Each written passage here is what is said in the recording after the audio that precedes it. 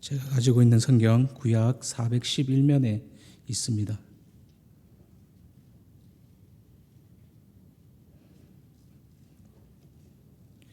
우리 다 찾으신 줄 알고 한 목소리로 합독하시겠습니다. 아이 사무엘이 점점 자라매 여호와와 사람들에게 은총을 더욱 받더라. 아멘. 사무엘상 2장에는 이 한나의 가정과 엘리 제사장의 가정이 교차하며 등장을 하고 있는 것을 볼 수가 있습니다. 엘리는 사무엘상 4장을 보면 사사 시대가 끝날 무렵에 이스라엘의 사사이자 대제사장이었던 것을 알 수가 있습니다. 그런데 성경은 엘리의 두 아들 홈니와 비느하스를 불량자로 부르고 있습니다. 그들의 행실이 어땠길래 성경이 그들을 불량자라고 부른 것일까요? 그들은 젊어서부터 젊은 시절에 이 제사장의 지위를 남용해서 제사의 고기를 탐하고 나중에는 제사법을 어기고는 제물의 기름을 태우기도 전에 사안을 보내어서 막무가내로 고기를 탈취하는 죄를 저질렀습니다. 하나님께서는 그들의 죄를 매우 미워하셨고 그것은 여호와의 제사를 멸시하는 것이었습니다.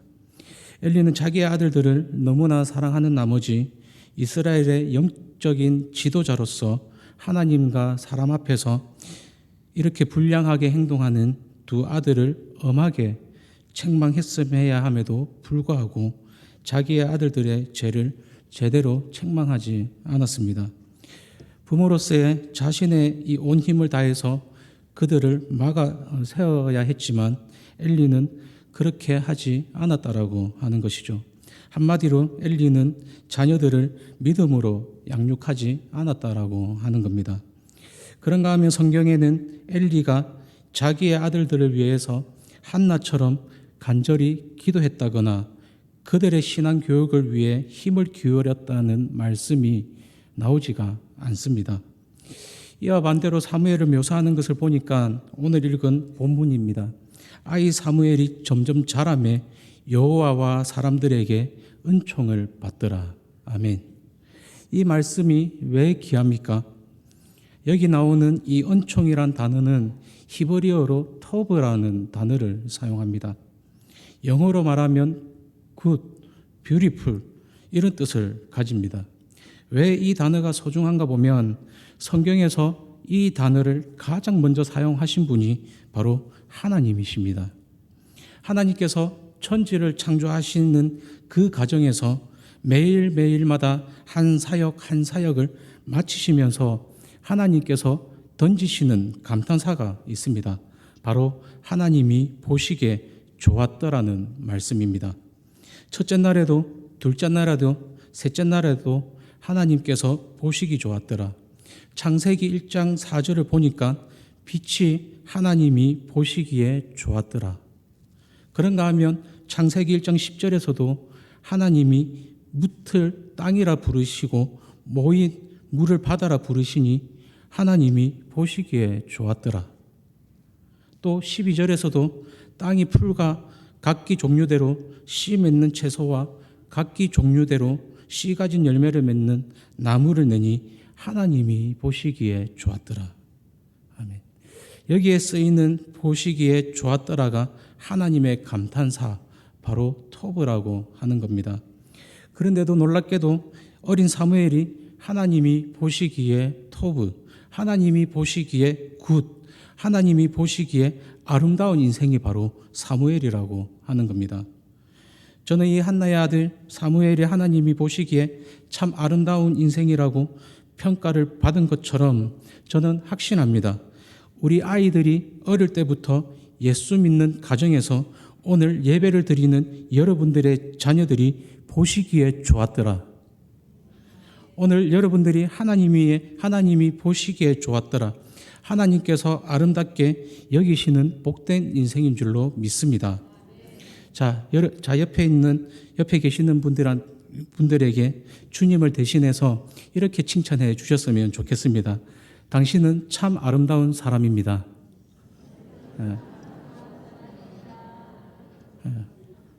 한 번 더 하실까요? 당신은 참 아름다운 사람입니다. 하나님이 보시기에 참 좋았더라. 이렇게 인정하는 사람들이 되시기를 바랍니다. 그런데 저는 사무엘이 하나님으로부터 참 아름다운 인생이라는 평가를 받은 게 참 부러운데요. 그런데 본문을 자세히 살펴보면 그 과정에서 눈에 띄는 것을 볼 수가 있습니다. 26절을 한번 다시 보십시오. 아이 사무엘이 점점 자라매 여호와와 사람들에게 은총을 받더라. 첫 번째 강조점이 뭐냐 하면 그 아이 사무엘이 점점 자라매. 이것은 무슨 뜻일까요? 이것은 갈수록 아름다운 인생을 의미를 합니다. 그런가 하면 두 번째 강조점은 여호와와 주변 사람들에게도 은총을 받았다라고 하는 겁니다. 우리가 잘 아는 누가복음 2장 52절에서 예수는 지혜와 키가 자라가며 하나님과 사람에게 더욱 사랑스러워 가시더라. 우리가 하나님께 인정받는 것 너무너무 소중하지만 우리가 하나님께 인정받는 하나님의 사람이라면 주변 사람에게도 인정받아야 된다라고 하는 것입니다. 우리 모두가 이런 꿈을 꾸면 좋겠습니다. 사무엘처럼 아이 사무엘이 점점 자라매 올해보다 내년이 더 아름다운 인생. 저는 이제 더 이상 육신적으로 성장기가 끝났습니다. 더 이상 자라지가 않습니다. 제 피부가, 제 주름이, 제 외모가, 제 머리카락이 갈수록 더 아름다워지지는 않습니다. 그러나 제 영혼은 시간이 가면 갈수록 저 사무엘처럼 더 아름다워지기를 바라지 않습니까? 저는 사무엘처럼 점점 자라매 지금 40대 초반이지만요. 생각을 해보니까 10대의 저보다 20대가 더 아름답고 30대의 저보다 40대의 지금이 훨씬 더 매력적이지 않습니까? 이것은 외모를 말하는 것이 아니라 제 내면이 용서의 폭이 훨씬 더 넓어졌고 용납의 폭도 넓어지고 사랑하겠다고 결심하고 사랑은 은사라는 것을 깨닫게 되니까 예전보다 훨씬 더 넓게 수용하는 것입니다. 사랑하는 성도 여러분, 여러분들도 무덤에 가는 그날까지 점점 자라매 우리의 육신은 부패하지만 내 영혼은 갈수록 아름다운 인생, 그렇게 하나님이 인정하시는 주님의 자녀들이 되시기를 바랍니다. 여러분, 이런 소원을 가지고 계신다면 여러분들이 몇 가지 점검해야 할 것이 있습니다. 사무엘은 도대체 어떻게 했길래 그런 아름다운 평가를 받을 수 있을까? 우리가 사무엘처럼 더욱더 은총을 받는 인생이 되기 위해서는 회복해야 할 두 가지가 있다라고 하는 겁니다. 첫째는 더욱더 은총을 받을 수 있는 인생이 되려면 하나님과의 관계가 회복되어야 한다는 겁니다. 사무엘상 2장 3장을 보면 어린 시절의 사무엘을 묘사하는 공통점이 있습니다. 사무엘상 2장 11절을 보니까 엘가나는 라마의 자기 집으로 돌아가고 그 아이는 제사장 엘리 앞에서 여호와를 섬기니라. 또 2장 18절도 사무엘은 어렸을 때에 세마포 에봇을 입고 여호와 앞에서 섬겼더라. 또 2장 21절을 보니까 여호와께서 한나를 돌보시사 그로 하여금 임신하여 새 알드가 두 딸을 낳게 하셨고 그 아이 사무엘은 여호와 앞에서 자라니라. 또 26절도 보십시오. 사무엘이 점점 자라매 여호와와 사람에게 은총을 더욱 받더라. 또 3장 19절도 보십시오. 사무엘이 자라매 여호와께서 그와 함께 계셔서 그의 말이 하나도 땅에 떨어지지 않게 하시니. 또 21절도 한번 보십시오. 3장 21절도 한번 보십시오. 여호와께서 실로에서 다시 나타나시되 여호와께서 실로에서 여호와의 말씀으로 사무엘에게 자기를 나타내시니라. 아멘. 여호와 앞에서 섬기니라. 말씀으로 그에게 나타나시니라. 이것은 사무엘이 은총을 받을 사람이 될 수 있었던 것은 그는 어릴 때부터 하나님과 관계된 사람이라고 하는 겁니다. 사무엘은 하나님과 동떨어진 사람이 아니라고 하는 것이죠. 또 다른 공통점 하나가 있다면 사무엘상 2장 3장이 전개되는 이 과정에서 의도적으로 사무엘과 엘리의 이 두 아들을 비교하면서 전개해 나가더라고 하는 겁니다. 사무엘상 2장 11절에서 12절을 한번 보십시오. 엘가나는 라마의 자기 집으로 돌아가고 그 아이는 제사장 엘리 앞에서 여호와를 섬기니라. 엘리의 아들들은 행실이 나빠 여호와를 알지 못하더라. 지금 사무엘과 엘리의 아들과 대조를 하고 있지 않습니까? 또 사무엘상 2장 17절에서 18절을 보니까 이 소년들의 죄가 여호와 앞에 심히 크면 그들이 여호와의 제사를 멸시함이었더라. 그 다음 18절을 보면 대조적으로 사무엘은 어렸을 때에 세마포 에봇을 입고 여호와 앞에서 섬겼더라. 의도적으로 지금 성경이 샘플되는 이 사무엘의 어린 시절과 의도적으로 절대 따라서는 안 되는 홈리와 비느하스를 비교하면서 말씀을 하고 있는 것입니다. 그리고 또 다른 공통점은 한나의 아들 사무엘과 이 엘리의 아들 홈리와 비느하스가 점점 더 간격이 벌어지는 것을 볼 수가 있습니다. 나중에 이 두 아이들은 교회에서 섬기는 역할을 하는 이 교회 안에서 수종드는 이 여인들과 동침을 하고 또 교회 안에서 어떤 성도님들과 성적인 죄를 짓는 일까지 가는 일이 묘사가 되더라고 하는 겁니다. 점점 벌어지다가 엘리의 두 아들의 마지막은 비참한 몰락의 길로 사무엘은 수천 년이 지난 오늘 그를 닮고 싶은 아름다운 인물로 인정을 받는 복된 인생으로 올라가더라고 하는 겁니다. 사랑하는 성도 여러분, 여러분은 그리고 우리 자녀들은 결탄코 홈리와 비느하스의 걸어갔던 그 길로 걸어가지 않기를 바랍니다. 간혹 옛 친구를 만났을 때에 어렸을 때에 믿음 생활을 잘했던 친구를 만났을 때에 오랜 후에 만났는데 이 마음이 쓰라릴 때가 있습니다. 분명 고등부 때 나보다 더 믿음이 좋았던 것 같은데 그 친구가 하나님 앞에 너무나 아름다웠는데 너무나도 오랜만에 만났을 때에 옛 모습은 온데간데 없고 너무 추한 모습을 보이면 제 마음이 무너질 때가 있습니다. 오늘 여러분들이 기도하실 때에 한나의 아들 사무엘과 엘리 제사장의 두 아들의 이 간격이 벌어지는 것을 성경에서 의도적으로 대조하고 있다면 하나님 우리 집의 딸, 우리 아들이 사무엘의 그 길을 따라가게 해 주시기를 바랍니다. 이런 기도가 필요하다라고 하는 겁니다. 그러면 어떻게 해야 될까요? 하나님과 관계 맺는 것을 가르쳐야 된다라고 하는 것입니다. 물론 눈을 감고 2시간씩 기도하고 가정예배 드리는 것도 중요하지만 삶 속에서 길을 가면서 놀란 일이 일어날 때에 혹은 성적이 뚝 떨어질 때 또 반대로 너무 시험을 잘 봤을 때에 성적이 올랐을 때에 아이들이 본능적으로 하나님을 떠올리고 하나님을 의식할 수 있는 일이 있기를 하나님과 관계되는 인생이 되기를 기도하는 것입니다. 두 번째는 사무엘처럼 더욱더 은총받는 인생이 되려면 말씀의 영향을 받아야 한다라고 하는 겁니다. 오늘 대조되는 구절들을 많이 보지 않았습니까? 사무엘상 3장 1절 아이 사무엘이 엘리 앞에서 여호와를 섬길 때에는 여호와의 말씀이 희귀하여 이상이 흔히 보이지 않더라. 이게 그 시대를 보여주는 핵심입니다. 사무엘이 자라는 이 시대는 말씀이 들리지 않는 시대입니다.